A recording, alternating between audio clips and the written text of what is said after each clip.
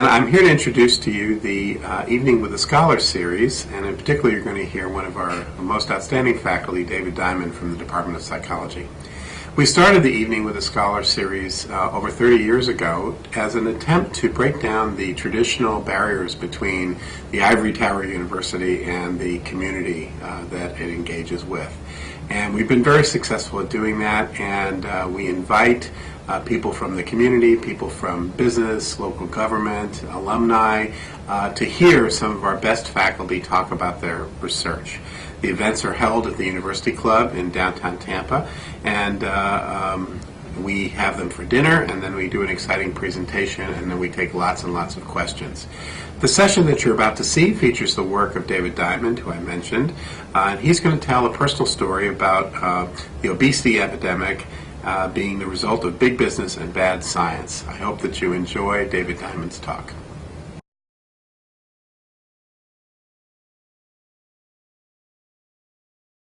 My primary area of expertise is neuroscience. So why am I talking tonight about cholesterol and heart disease? Well, I have a great interest in this topic. The reason being that some years ago I was actually diagnosed as being in high risk for developing heart disease. And as a result of that high risk for heart disease, I developed a passion to learn about heart disease. So I'm going to share with you, by way of introduction, some of my blood test results. And you'll see that they were a bit scary. So on the first slide, as you look either to the far end, either side, triglycerides are fats that are in the blood. And what you would like to have is your triglyceride being 150 or less. And so as you can see, my triglycerides were sky high. They were above 600. This was in 2005. As well, my cholesterol was way off. I had sky high LDL. I didn't have much of the good cholesterol. And so my ratio of total cholesterol to the LDL was way too high. So the solution to me was simple.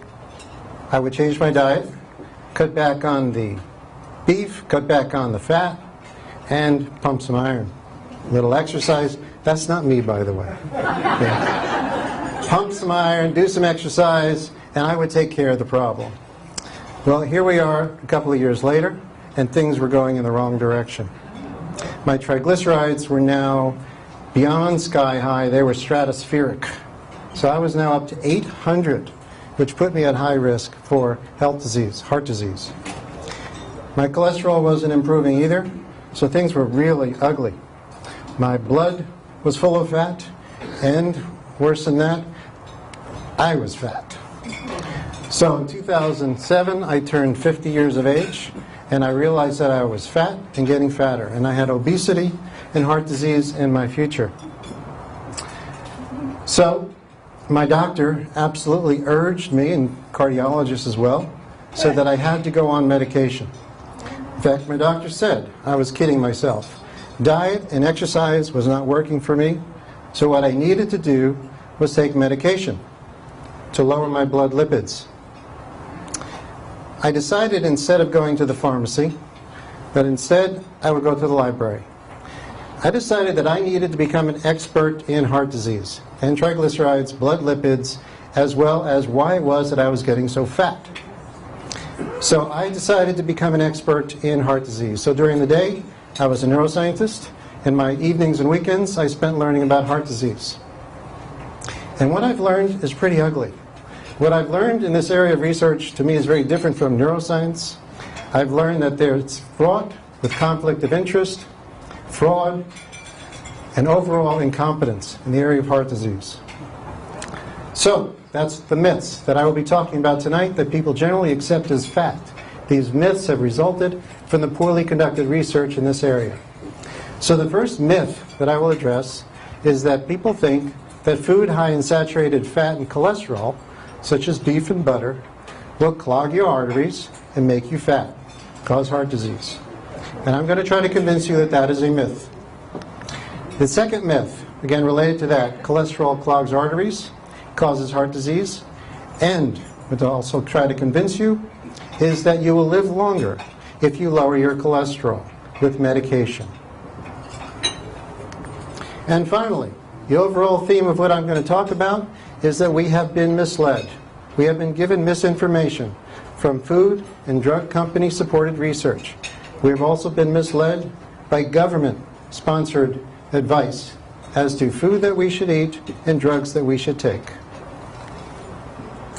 So, sit back and listen, put on your seatbelts. Here we go. So the first thing I wanted to understand was, why is it that I was getting fat? So I needed to understand the cause of obesity. And what I learned is that obesity is not only related to heart disease, it's basically related to every disease you see in modern society.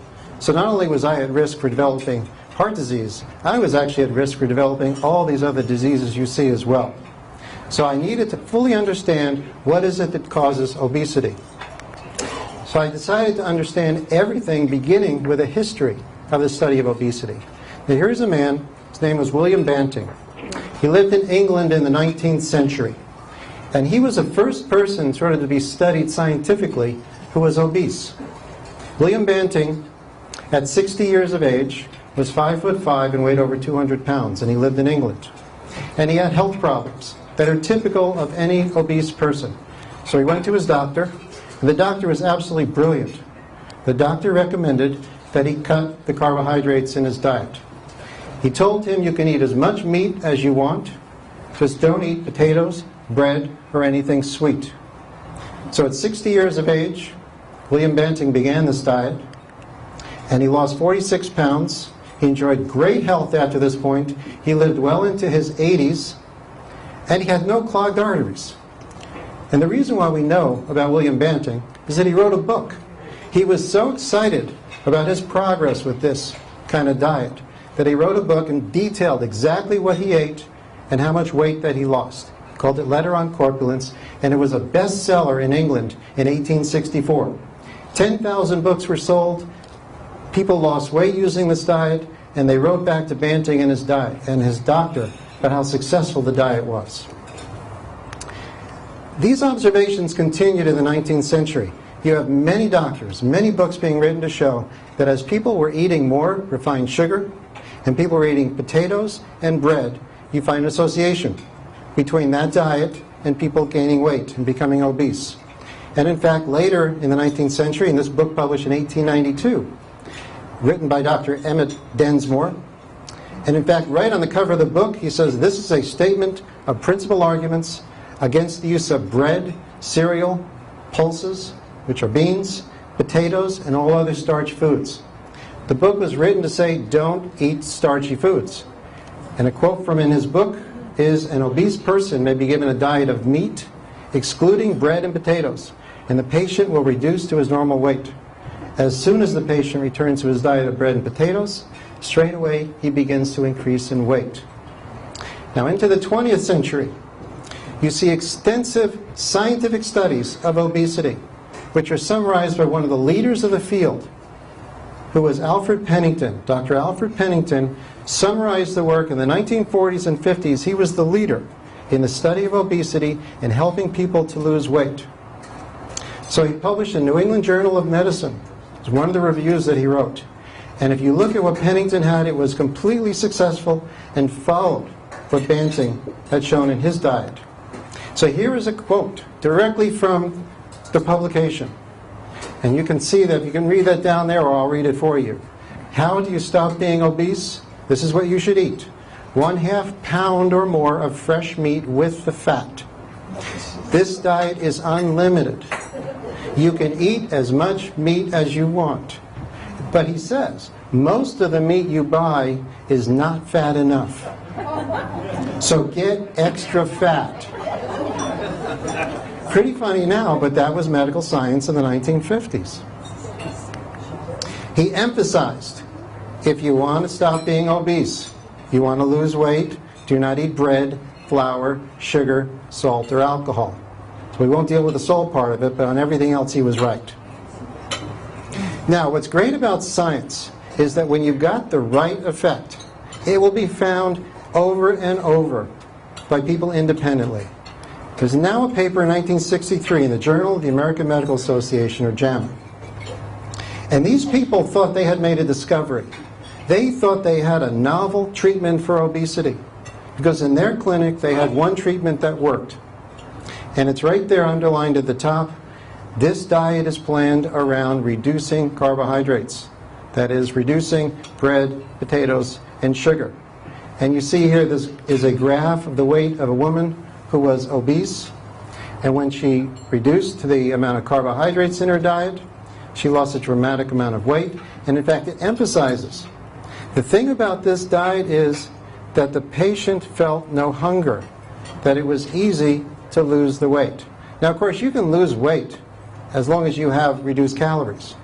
But the important thing about this science here is that it emphasizes how easy it is for an obese person to lose weight eating as much meat, butter, and fat as they want, as long as they cut the carbohydrates. And then, of course, we have Dr. Atkins. We have the Atkins diet in 1972. Atkins, who was demonized, the vilified Atkins diet. And I've read both books. The Atkins diet book was not revolutionary. It was not a fad diet, and it wasn't Atkins' idea.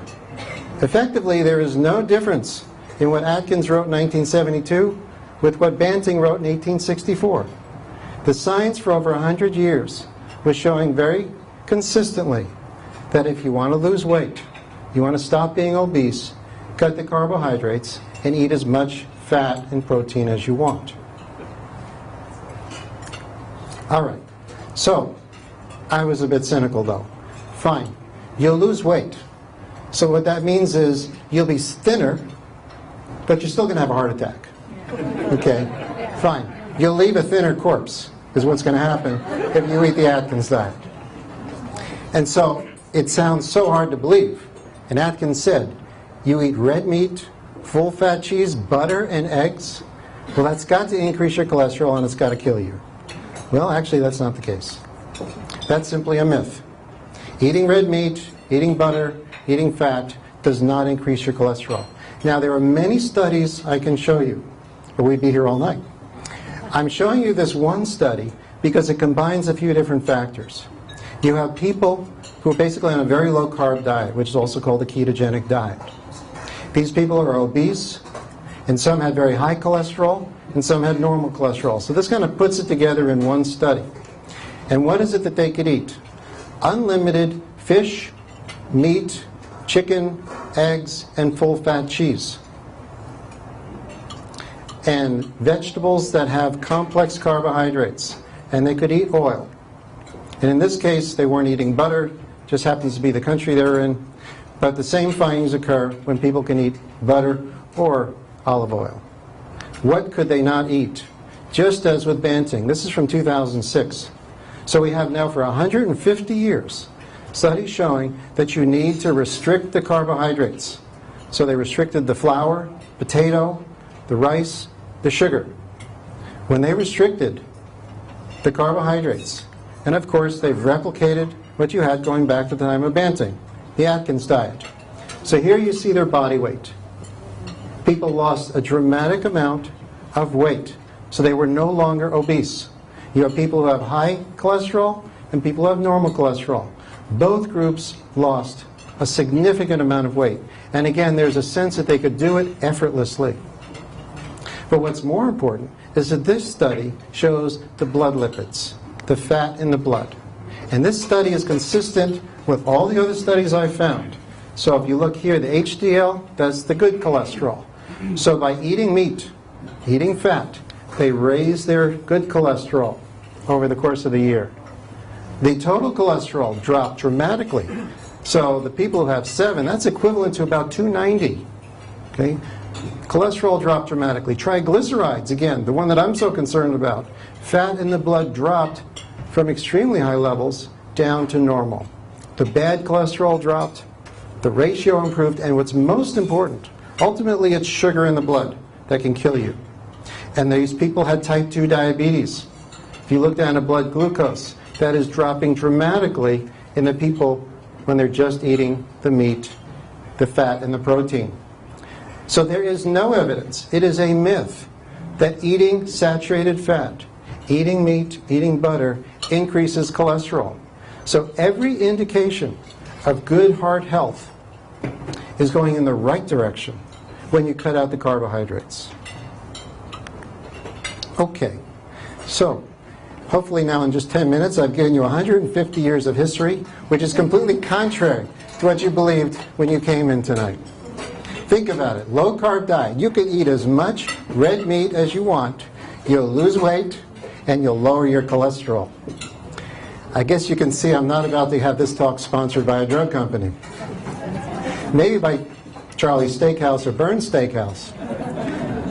Definitely not something the drug companies would want to invite me to talk about. But that's what the science indicates. So, I learned all about this, and then I had the idea, well, if eating meat reduces your cholesterol, and carbohydrates are really the problem, then if you eat carbohydrates, that is, if you eat sugar, will that raise your cholesterol? And in fact, there is a massive medical research literature that shows that when you eat carbohydrates, it actually raises your cholesterol. It creates fat. And here's just one study published in the Annals of Internal Medicine. So all this work is published in high-quality medical journals in which they kept fat in the diet constant and manipulated the amount of sugar in the diet. And so if you look at the graph, what you've got are people that have high triglycerides and high cholesterol when they're having their normal diet. And when they eliminated sugar from the diet, the cholesterol and the triglycerides plummeted down to healthy levels. And then when they added sugar to their diet, it's only changing one factor, and that was sugar.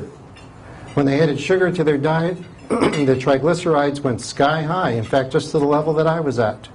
And the cholesterol went over 300 when they added sugar to their diet. Eliminate sugar again, that's the last part of the graph, and everything came back to normal, to ideal levels. So it is the manipulation of sugar that influences cholesterol and triglycerides. It is not eating fat and protein. It is eating sugar that raises cholesterol and triglycerides. So we return to me. At this point, I had now gained some confidence that the treatment would not be drugs, but my treatment would be the Banting-Atkins type diet. I needed to cut the carbohydrates in my diet to see if I could bring my triglycerides down. And so in 2007, I began tentatively, because I really had a passion for sugar, and this was tough for me to do. So at first, and of course everyone's telling me with all the meat I was eating that I was going to clog my arteries, so I had to deal with people saying, like my wife who says, you're eating steak every day. You've got to eat something else. So at first I started by reducing sugar, and then it accelerated. And so now you can see up to this past month the result of the change in my diet. And so it actually dropped quite dramatically when I cut the sugar after 2007. And in this past year, I've gone completely over to the Atkins side, and I've gone now to only about 10% of my calories are from carbohydrates, and 70% are fat.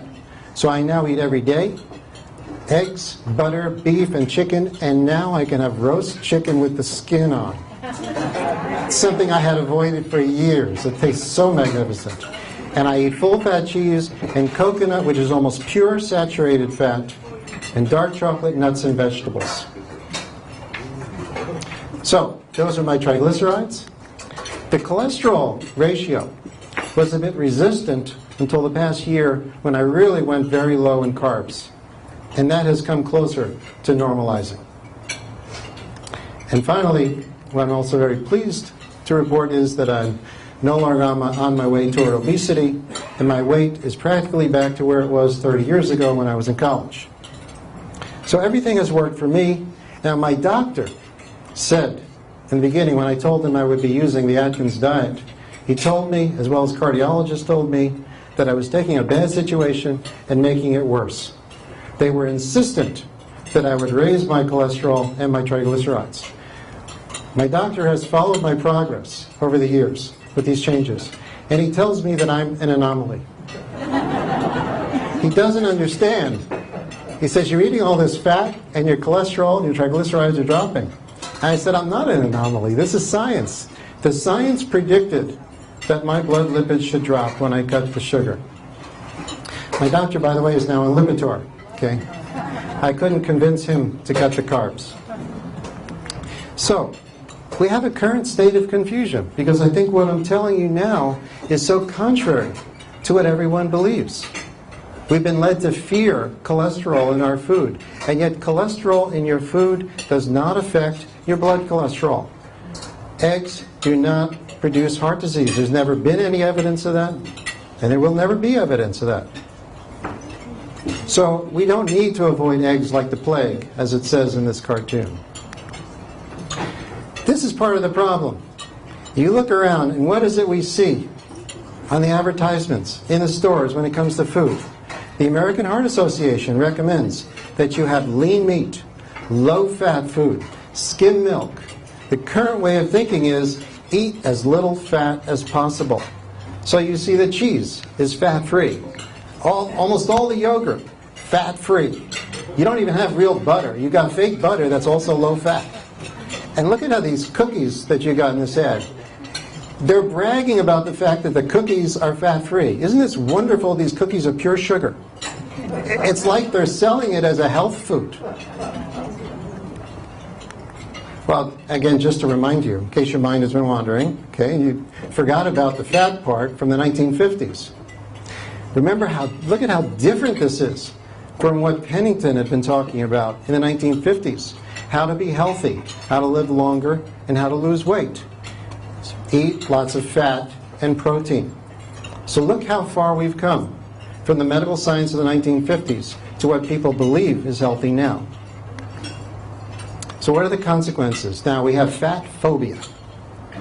Well, one thing is that because people are afraid of eating fat, what they're doing instead is eating carbohydrates. And you look at now what have Americans been eating in the past 30 years. There is no change as far as the amount of fat and protein in the American diet. That's two lines at the bottom. What has changed dramatically is the amount of carbohydrates that Americans are eating. You see this increase in carbohydrate, and the result is obesity. Americans are getting fat as a result of eating more carbohydrates. You see now that we're up to about 1/3 of all adult Americans are obese, and obesity is also increasing in children.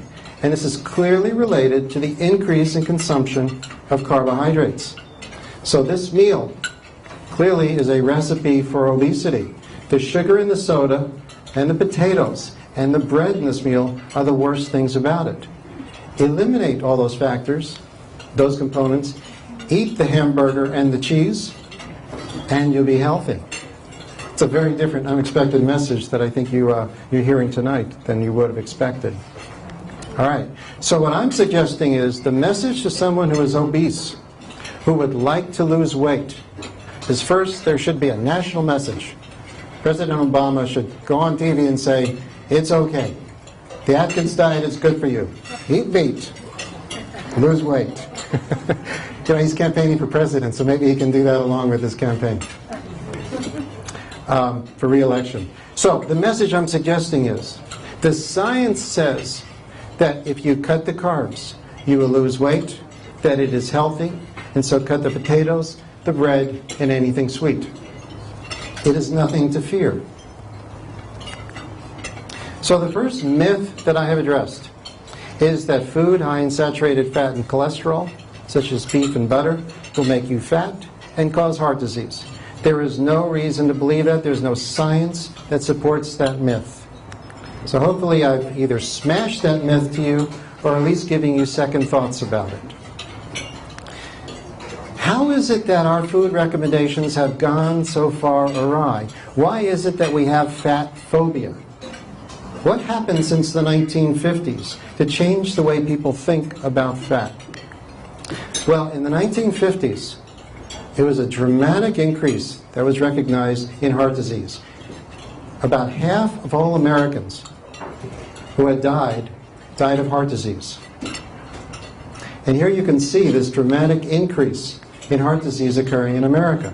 And no one really understood why we had this increase in people dying of heart disease. And on top of that, President Eisenhower, 1955, had a heart attack. And later after he was no longer president, he died of a heart attack. And so you had a country now that was so concerned and obsessed with heart disease, and no one was providing the answer as to why so many Americans were having heart attacks. And one man provided the answer. That man was Ancel Keys. Ancel Keys went on national television in 1956, and he said, I have the answer. I can explain why Americans have so many heart attacks. And he was on all 3 networks, and he was very convincing because he showed this graph. This is one of the most famous graphs in nutrition heart disease history, because he showed a clear linear relationship between people dying of heart disease across countries and the amount of fat they ate in the diet. So you see these countries right here, from Japan, which had the lowest amount of fat and the lowest heart disease, to the US, which was at the top. So clearly the reason why Americans were dying of heart disease was because they were eating too much fat. The problem with this graph is that Ancel Keys cheated. This is fraud. This is one of the most powerful graphs in heart disease history, and it was a result of fraud. He actually had data from 22 countries. Ancel Keys selected 6 to create this graph. And he was called out on this. This isn't a secret that I found out. People published papers to say that he cheated. Here is one such paper by Yerushalmi and Hilda, in which they said Keys didn't explain why he picked those 6 countries to create this linear relationship. We're going to analyze data from all 22 countries. And when they did, you see that there is a random scatter of data. You look at 20 of the 22 points, and it's completely random. And there is no statistical significance when one looks at heart disease and fat in the diet, when you look at all 22 countries. And further, an expert in heart disease and nutrition and epidemiology, the study of diseases, was John Yudkin. And Yudkin said, let's look at other components of the diet. And we had data available at the time for 15 countries in which we could compare sugar in the diet with fat in the diet. And Yudkin pointed out that when you have those 15 countries side by side, there's absolutely no relation between fat in the diet and people dying of heart disease. But there is a significant relation between the amount of sugar that people eat and people dying of heart disease. And what were the experts trying to tell the public at the time? George Mann was one of the best cardiovascular researchers in the second half of the 20th century. He began in the 1940s, continued well into the 1990s, and he was one of the top cardiovascular researchers. And what did he say about what Ancel Keys had unloaded on Americans? He said, a generation of citizens has grown up since the diet-heart hypothesis was launched as official dogma. They have been misled by the greatest scientific deception of our times, the notion that consumption of animal fat causes heart disease. He was completely ignored. But if we now go to the present, to absolutely emphasize to you that these are not individual studies that I'm depending on. When we look at what's called a meta-analysis, in which we look at 50 years of study on fat in the diet and heart disease, and that's what this work did, and a work published a couple of years ago.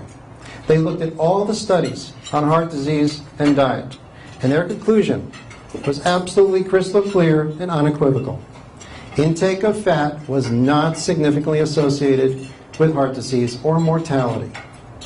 Intake of saturated fat, animal fat, was not associated with heart disease or mortality. And you did not reduce heart disease by reducing the fat in your diet.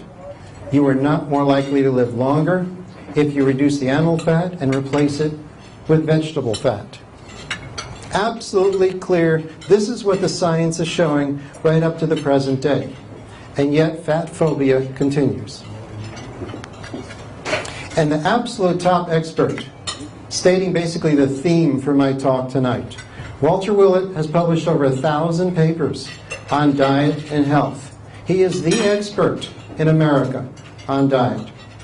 He has studied over 300,000 people. over the course of decades. What he says is that his work clearly contradicts the low-fat is good health message. The exclusive focus in America on the adverse effects of fat may have contributed to the obesity epidemic. Now, you would think that Ansel Keys, being shown that he had committed fraud, should have just climbed under a rock and he should have never have been heard of again. But instead, Ansel Keys became the leader in American nutrition research. He was a powerful figure. After he was on television in the 1950s, he took over. Ansel Keys became the editor of a very important medical journal, Circulation. Here he is on the cover of Time magazine saying absolutely everything that is incorrect. He is saying that animal fat causes heart disease. He is saying you've got to get your cholesterol down.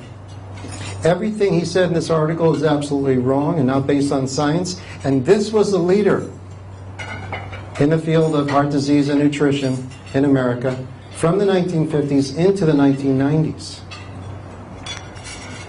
Things got worse in the 1970s. Now the politicians got involved. George McGovern, Senator George McGovern, decided that they would get a panel together and tell Americans what was healthy food. McGovern at the time was on a low-fat diet. He had been convinced that the Pritikin diet, which is a low-fat diet, is the healthiest diet. And the experts testified before him and said, a low-fat diet is not healthy. You do not need to fear fat. What you really should fear is sugar. But McGovern chose to ignore them. And instead, his committee published what's called Dietary Goals for the United States. This now would lead the government as far as guidance to their recommendations for people as to what they should eat. It was McGovern's committee that led to the food pyramid, which came out of the USDA. And what does the food pyramid have as its base? The base is carbohydrates. The recommendation of the food pyramid is that you eat 6 to 11 servings of bread a day, with the least amount being at the top, which is fat and oil. This food pyramid is a recipe for obesity. And that is what has happened to America since this food pyramid was created. Now, McGovern's committee was not ignored by the experts. The top scientists in America, in the National Academy of Sciences, and the president of the National Academy of Sciences, Dr. Philip Handler, whose specialty was physiology, he had one word for McGovern's recommendations. That one word was nonsense. The Academy came out with their own pamphlet emphasizing that McGovern's committee was wrong. And they said what is important is obesity. You need to avoid being obese, do not gain weight. But by avoiding fat is not the way to do it. The National Academy's pamphlet was completely ignored. It was McGovern's committee that took charge, and the media jumped all over the idea that fat is unhealthy. So, we're now shifting a bit. I've been emphasizing fat, but now let's talk about cholesterol. And so you've got the policeman here going to the butcher shop, as if the butcher has weapons of mass destruction. Of course, being the steak that he's selling. That steak has the cholesterol. And so here he is, he's selling this cholesterol and he's killing people. Now we'll address the myth that cholesterol clogs arteries. All right. I don't know if any of you have ever seen a graph of the relation between cholesterol and heart disease. It may surprise you to see that this is what it looks like. This is a summary of a study of Framingham, Massachusetts, thousands of people who were followed for decades. What they did in this work is see, well, who had heart disease and who didn't. And they related that to their cholesterol levels. And what you can see is most of the graph, the two lines overlap. And what that means, for example, here at the peak, which is at about 220, that means that there is no difference between the people who have heart disease and the people who don't have heart disease when you're at 220. And almost all of this curve, there is no difference in cholesterol levels for those who have heart disease versus those who don't have heart disease. The only place where these two curves deviate is at extremely high levels of cholesterol, which is at about 300. So hypercholesterolemia, which is what this is called, means that only if your cholesterol is 300 or more, then yes, you're at higher risk for developing heart disease. But if your cholesterol is below 300, there is no significant association between your cholesterol and heart disease. And what have the experts said about cholesterol? Well, here is the editor of the journal, the American Medical Association, 1973. He said, thanks to Madison Avenue promotion by the commercial food producers and the American Heart Association, people imagine that if they lower their blood cholesterol, they will prevent heart disease. Few people realize that there has never been a proven scientific relationship between lowering cholesterol and preventing heart disease. And the reason why he said this was that at this time there had already been about a dozen studies published in which people had their cholesterol lowered, and it had absolutely no effect on their survival. At the time, you could lower cholesterol by giving people corn oil and lowering the meat in their diet. Or there were a variety of drugs at the time, which predated the statins, and you could lower cholesterol. And every single study failed at showing that you could improve mortality by lowering cholesterol. And further, there's a very important point here that I've identified in the white text. Another expert, an MD PhD, who studied cardiovascular research for decades, said an almost endless number of observations and experiments have effectively falsified the hypothesis that dietary cholesterol and fat and a high cholesterol play a causative role in atherosclerosis and cardiovascular disease. The hypothesis is maintained because allegedly supported but insignificant findings are inflated. Okay, so now I'm going to show you a statistical trick. This is how research supported by drug companies can take insignificant findings and make them inflated. And this is what Ufi Ravenskov was talking about. Now, as I said, every cholesterol trial had failed. Beginning in the 1950s and until 1984, every single study had failed to show that people could be healthier and live longer by lowering their cholesterol. This was a watershed event in cholesterol history. This was the first study that showed that by lowering cholesterol, you could reduce the number of people who died of heart disease. This is published in JAMA, Journal of the American Medical Association, 1984. What they did was take about 480,000 men, and they took those who had the highest cholesterol, again, because Framingham showed that the association between heart disease and cholesterol occurred only when you're at about 290 to 300. So they accepted into this study only men that had the highest cholesterol. And they treated them with a drug which was available at the time called cholestyramine. And the cholestyramine lowered their cholesterol. And they found that those that were given the cholestyramine, compared to the control, the placebo group, had a 24% reduction in heart disease-related deaths. So this was a fantastic finding for what is called the cholesterol cartel. There was one problem with the paper which sort of buried deep in the results. The problem was that they did not improve mortality. The risk of death did not change. The same number of people died in the treated versus the placebo group.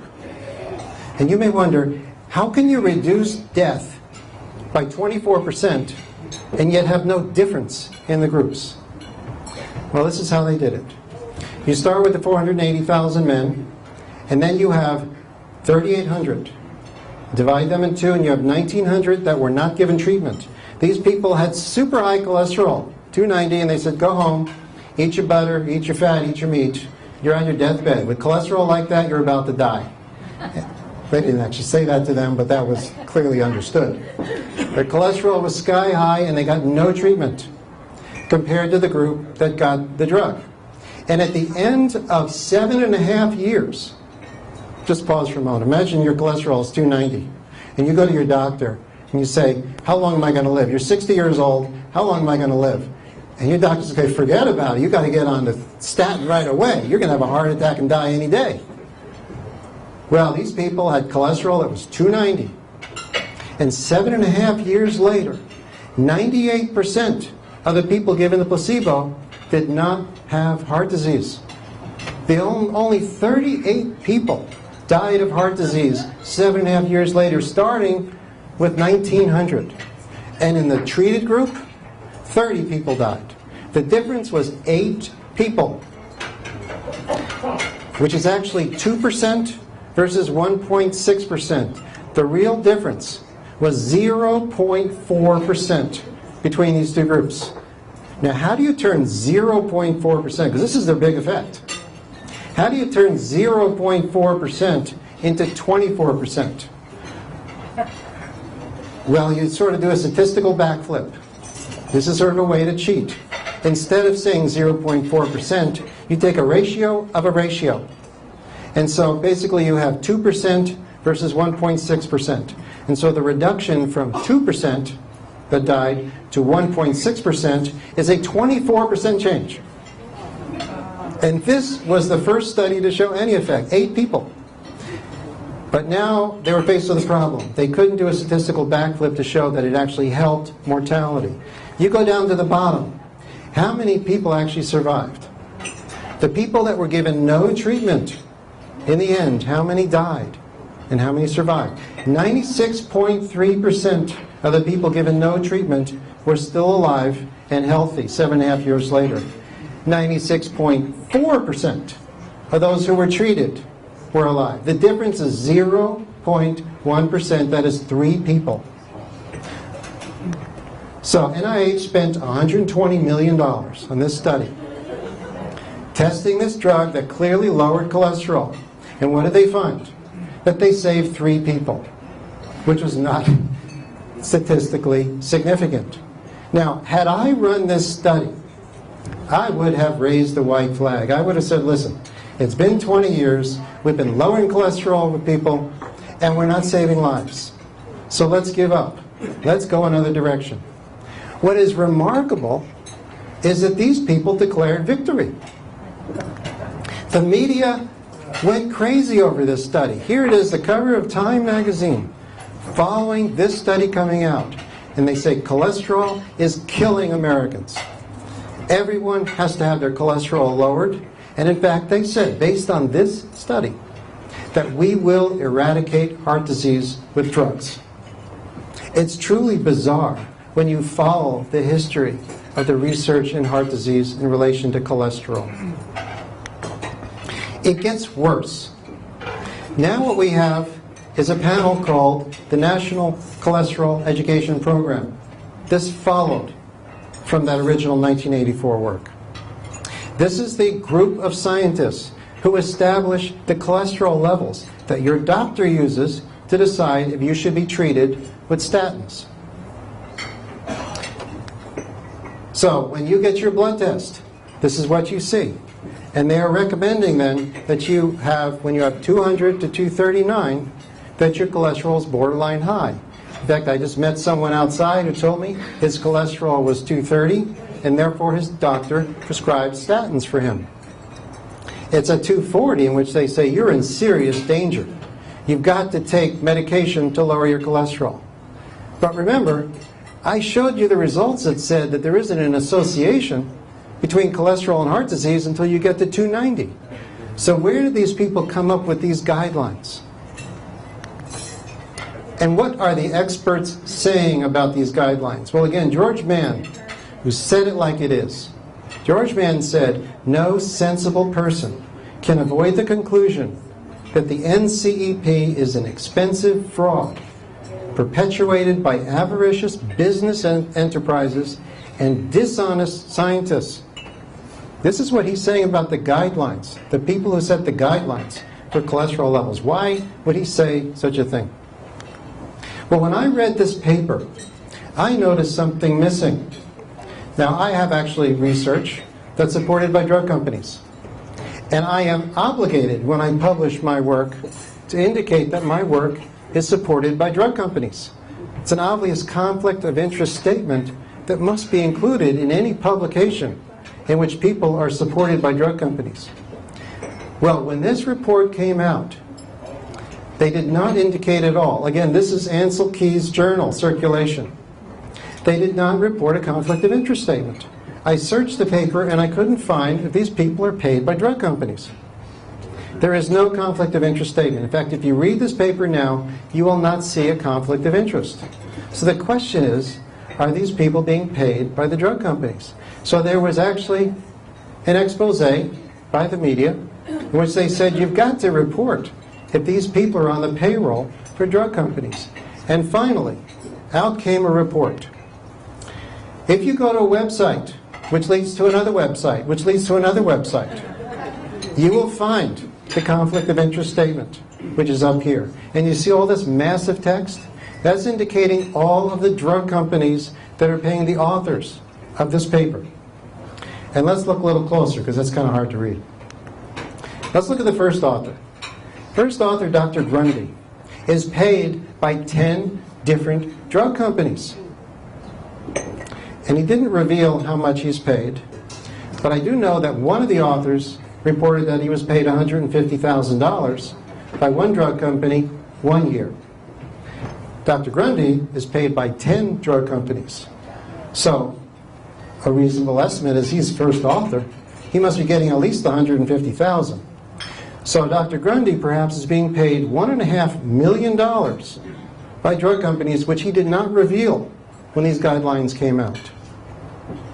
And let's look at one other author, Dr. Barry Mertz. Now she, of course, is being paid by drug companies, as are 8 of the 9 authors. But what I noticed is that she's quite the little investor. Dr. Mertz has stock in these drug companies. Now I want you to realize something. These people set the guidelines extremely low.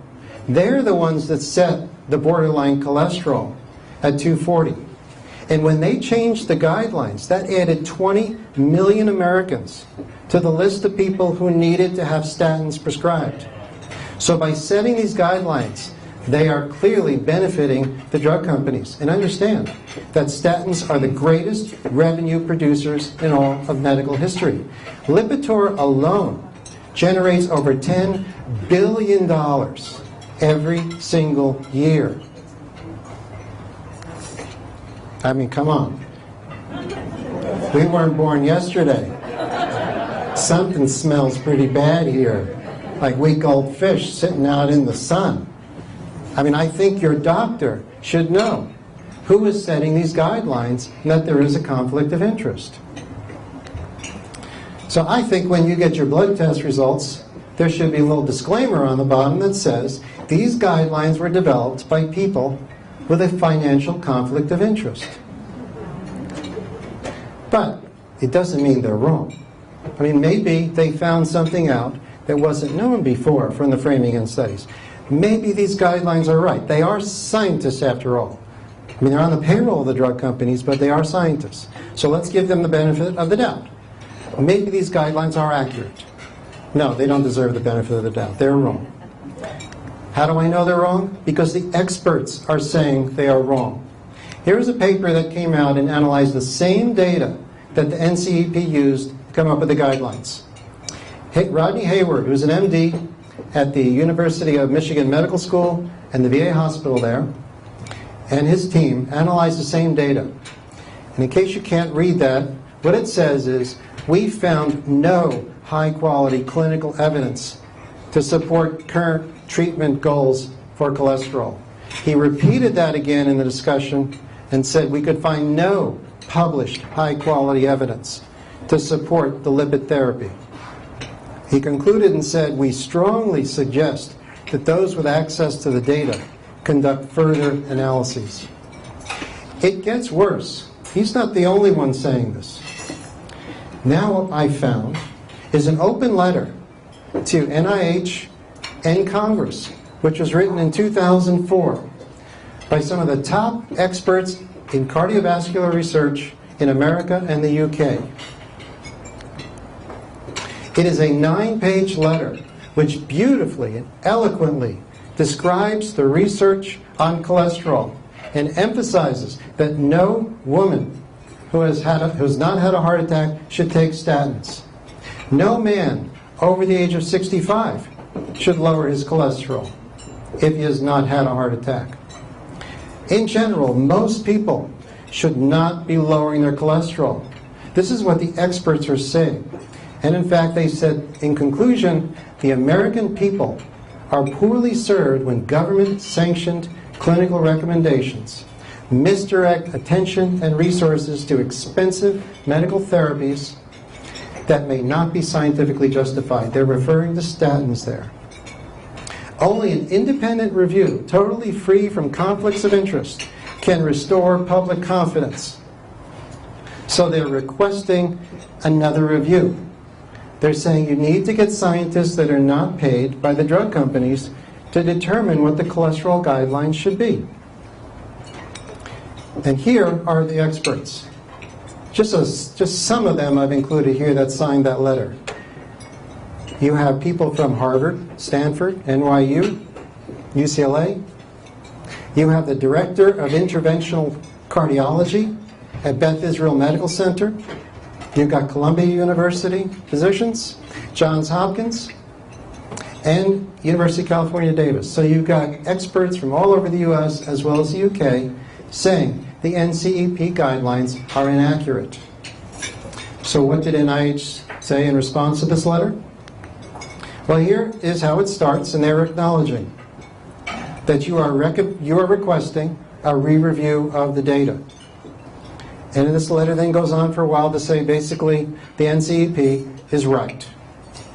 And so we said thanks, but no thanks. The Institute does not believe a re-review of the data is warranted at this time. And it has not been done since that time. You are still seeing the same recommendations that were made in 2004 by people on the payroll for drug companies as far as cholesterol lowering. So I would suggest that we have two disclaimers when you get a blood test. The first saying, this is developed by people with a financial conflict of interest, but your doctor should also know, and you should know. The second disclaimer is, these guidelines have been disputed by scientists without a conflict of interest. Now, I have heard people say, but don't statins enable you to live longer? Actually, no. You do not live longer if you're lowering your cholesterol. Nothing has changed from the 1984 study and everything that failed before that. The latest analysis, this is out of 2010, a meta-analysis involving 65,000 people in which you look at whether or not people live longer after having a heart attack. The answer is no. You see, I've underlined the not. They could not find evidence that people on statins would have any benefit as far as mortality. Lowering cholesterol does not enable you to live longer. If you ask your doctor, if you've had a heart attack, if I take the statin, will I live longer? The answer should be no, but it's unlikely your doctor will be aware of this. Well, what about the possibility that taking a statin will make it less likely you'll have a heart attack? So your cholesterol is high, and your doctor says you've got to take the statin, so you're less likely to have a heart attack. Well, is that true? Well, sort of.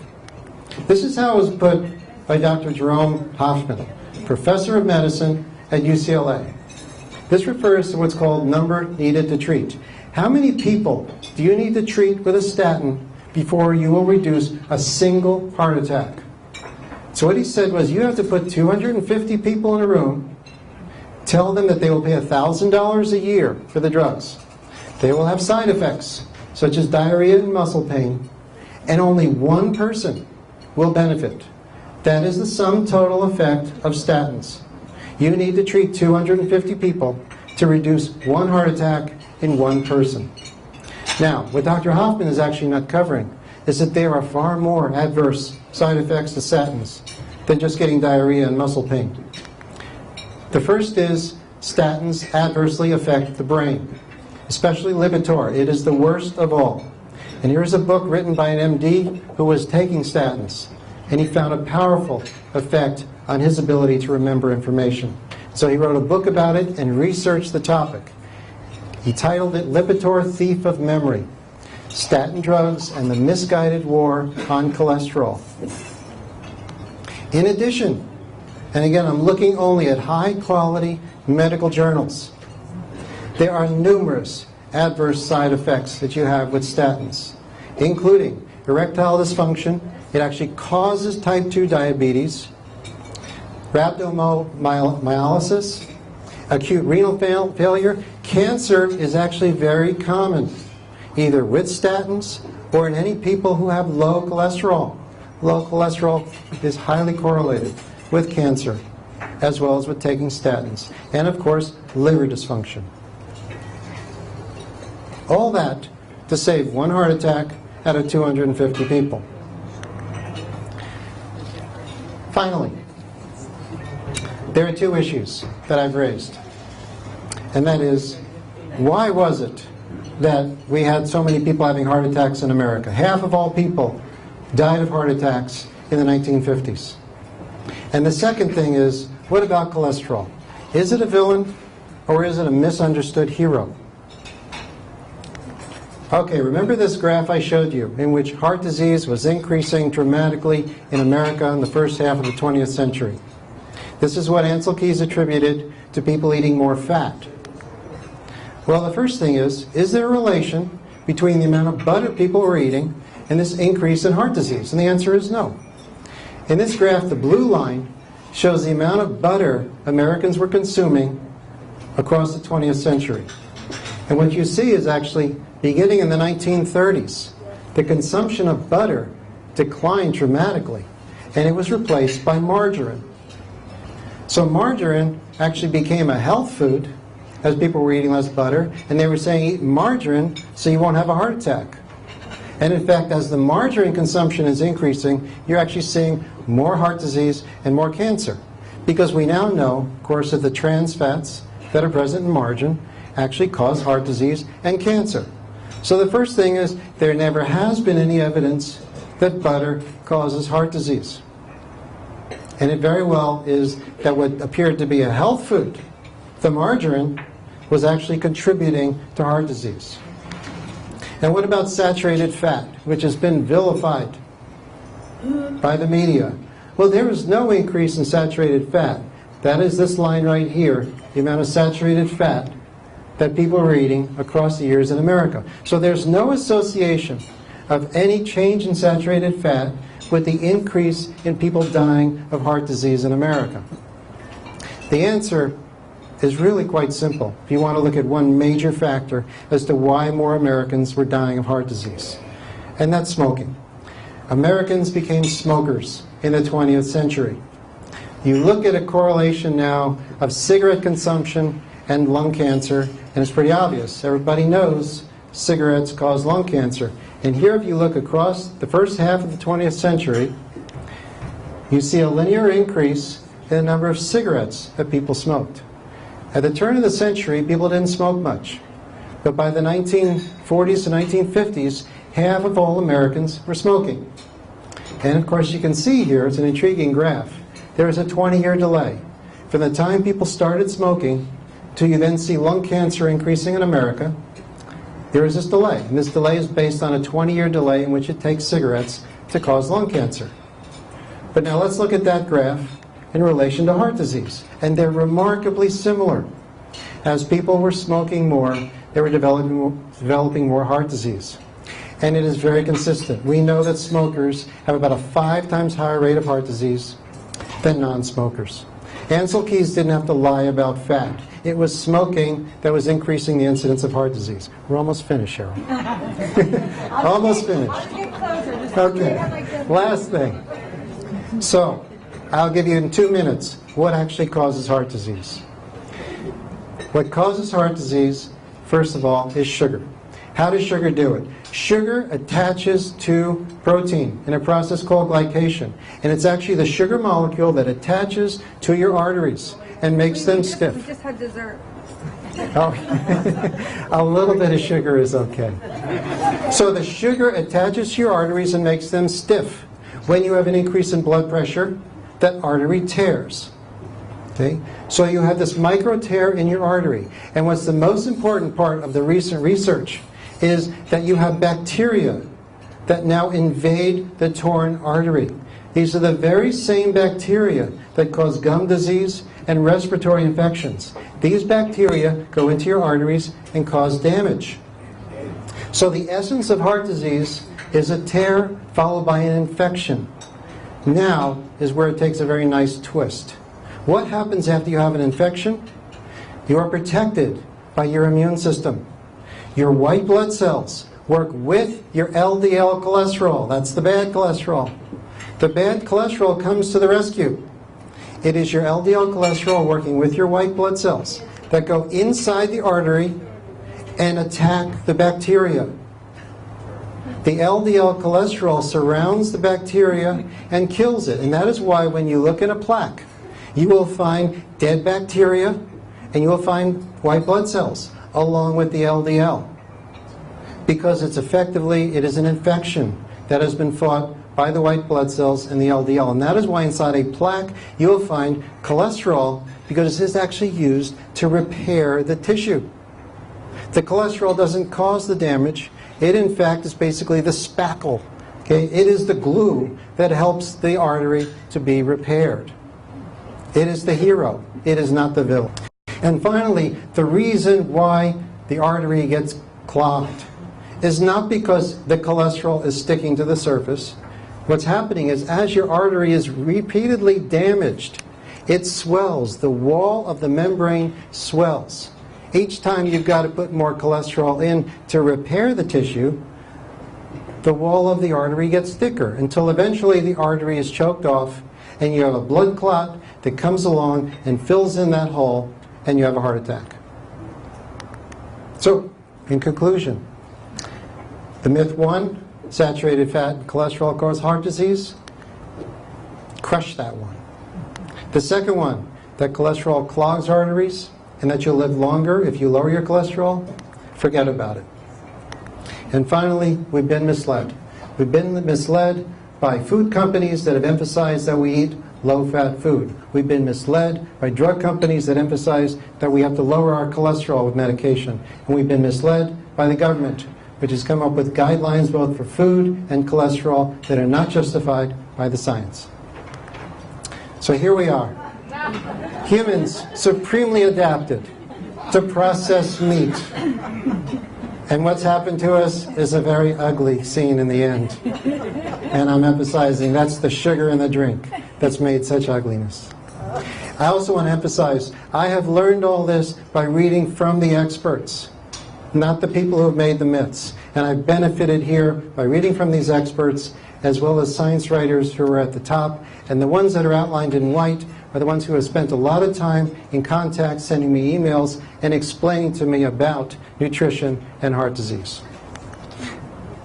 Now we can have questions. All right, let's take that.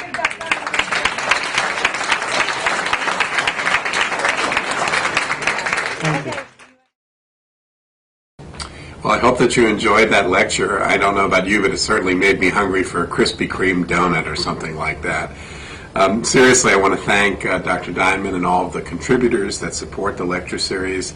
The series would not be possible without the support of our community. If you're interested in making a gift to support these kinds of lectures in the future, please go to our website and you can do so. I want to thank you for watching this, and go Bulls.